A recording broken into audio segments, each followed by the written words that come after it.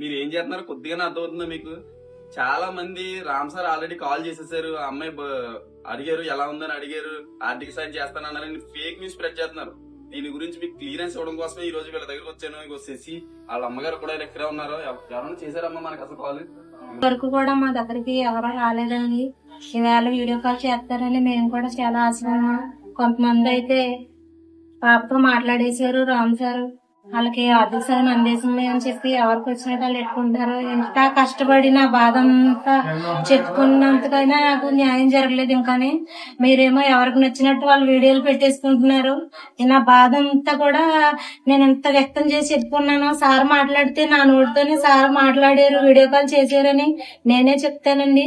ఎంతో దూరం నుంచి వచ్చి నా కష్టాన్ని అంతా బయటెట్టిన వాళ్ళు వీడియో కాల్ మాట్లాడితే ఖచ్చితంగా సార్ వీడియో కాల్ మాట్లాడారని చెప్పి ఆయనే చెప్తారు కదండి. ఎందుకు ఇలా స్ప్రెడ్ చేస్తున్నారో నాకైతే అర్థం అవుతలేదు. ఈ రోజు సార్ మాట్లాడతారని నా కూతురు ఎంతగానో ఆశపడుతుందండి.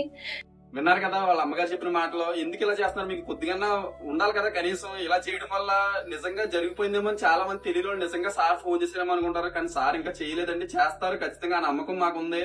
ఆ పాప కోరిక నెరవేరాలి. మీరు ఇలా చేయకండి. ఇలా చేయడం వల్ల ఆ కోరిక నెరవేరుతుందనే నమ్మకం కూడా మాకు ఉండట్లేదు.